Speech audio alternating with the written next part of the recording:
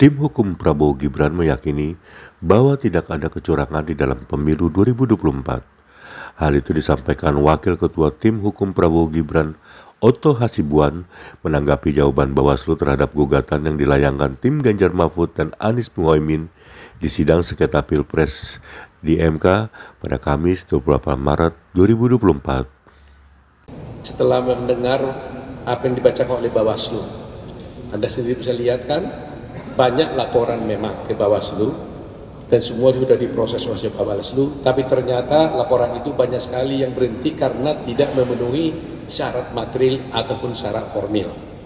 Jadi sehingga seandainya pun rupanya kasus ini memang Mahkamah Konstitusi berwenang, seandainya, kami kan bilang bahwa MK kan tidak berwenang menangani perkara ini. Tapi seandainya pun berwenang, ternyata juga tidak bisa dibuktikan karena tidak ada TSM itu tadi. Itu very clear tadi kita lihat ya.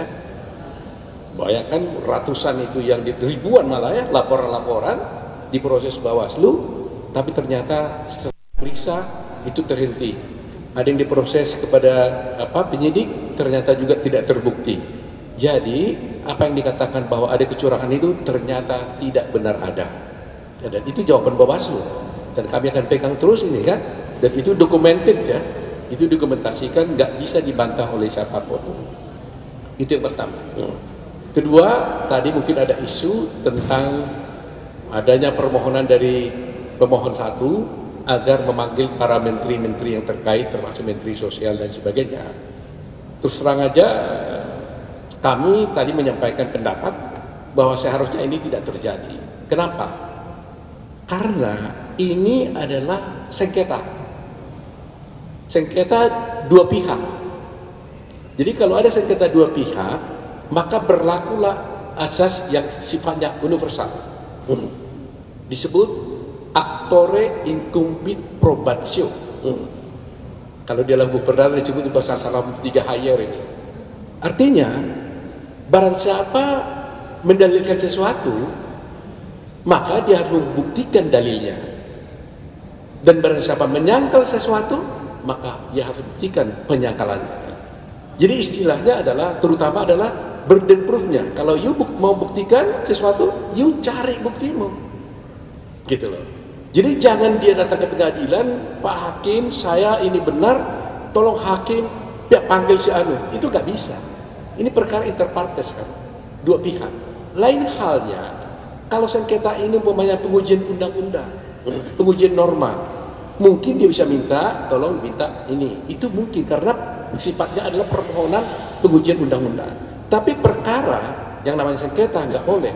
Coba umpamanya dia minta menteri. Kalau kami nanti minta, tolong Megawati, Ibu Megawati dipanggil. Terus nggak habis-habis kan? Bagaimana?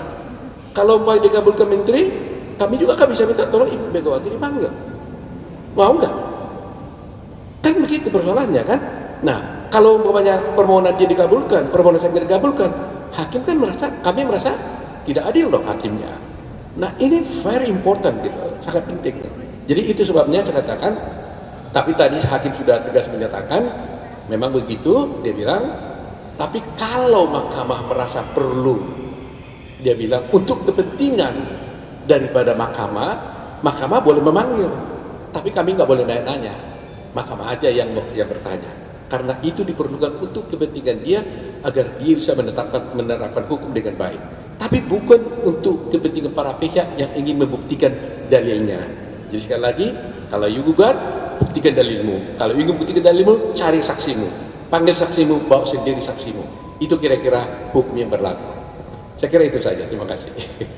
Pak Otto, selamat malam, Putu dari Kompas TV. Sedikit aja Pak, tadi kan dibilang bahwa memang ini beda urusannya lah kalau dibilang harus menghadirkan menteri dan harus dibuktikan dalilnya sendiri.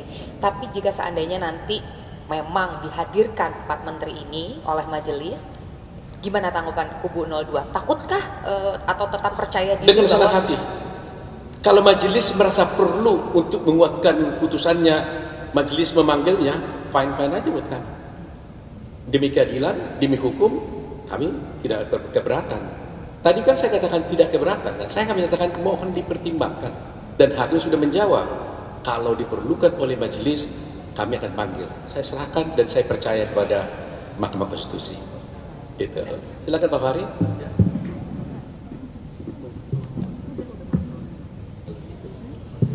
Mungkin tambahkan sedikit saja ya.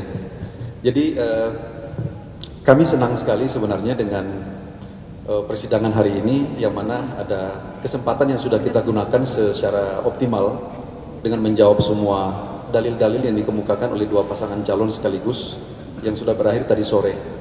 Dan yang paling menggembirakan malam ini adalah keterangan dari Bawaslu, sebagaimana yang kita sudah saksikan, semuanya clear sebenarnya. Jadi narasi besar yang selama ini tentang penggiringan opini, tentang adanya pelanggaran-pelanggaran yang secara sistematik, terstruktur dan masif, itu sudah terbantahkan semua. Karena kenapa? Itu dibuktikan dengan seluruh laporan-laporan yang masuk di Bawaslu. Bawaslu pada hakikatnya menindaklanjuti setiap laporan yang disampaikan. Tetapi apa statusnya? Tindak lanjut itu statusnya ada yang dihentikan, ada yang ditindaklanjuti kepada lembaga yang berwenang, dan ada yang memang sama sekali tidak memenuhi syarat. Lembaga yang berwenang seperti misalnya selama ini ditengerai adanya keterlibatan ASN. Itu Bawaslu menindaklanjuti dengan menindaklanjuti kepada Komisi Aparatur Sipil Negara. Dan rekomendasi dari KSN menghentikan karena tidak cukup memadai dari aspek alat bukti. Persoalan yang lain menyangkut dengan status laporan, ada juga yang memang tidak memenuhi syarat baik aspek material maupun formil. Sehingga semua itu dapat disimpulkan bahwa memang setiap pelanggaran yang terjadi ditindaklanjuti.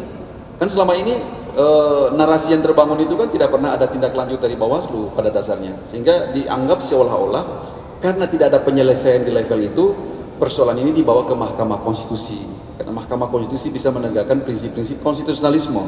Ternyata tidak seperti itu. Bawaslu menindaklanjuti. Banyak sekali laporan-laporan ditindaklanjuti dan tidak bisa dituntaskan. Bukan salah Bawaslu, tapi pada dasarnya memang tidak memenuhi syarat. Jadi sifat daripada laporan itu memang tidak memenuhi syarat, baik aspek material maupun dari aspek formil. Dari sini kita berkesimpulan untuk sementara, walaupun belum masuk pada sisi pemeriksaan persidangan, pokok perkara, pemeriksaan alat bukti dan seterusnya, tapi kami meyakini sungguh bahwa memang ada harapan besar bahwa perkara ini kurang prospektif untuk nantinya seperti yang diharapkan selama ini, bahwa nanti mahkamah akan membuat terobosan-terobosan besar, menciptakan reskinding dan seterusnya, kami meyakini tidak sampai ke sana. Ya, jadi itu saja mungkin yang bisa kami tambahkan dari yang disampaikan Profesor Otto Hasibuan. Mungkin ada yang mau ditambahkan? Silakan.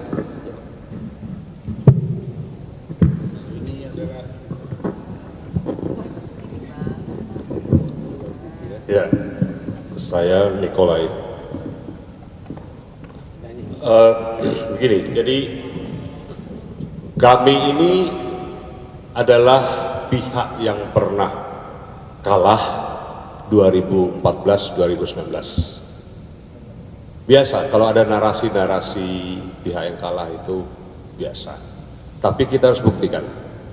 Tapi manakala kita tidak bisa buktikan, ya kita terima kekalahan kita. Jadi kita tidak harus cengeng, kita tidak harus menyalahkan orang lain. Ya kalau memang kita kalah, ya sudah, kita kalah, kita terima. Dan kita pernah mengalami itu, makanya kita ya senyum saja, dijogetin aja lah. Oke, makasih. Baik, terima kasih ya.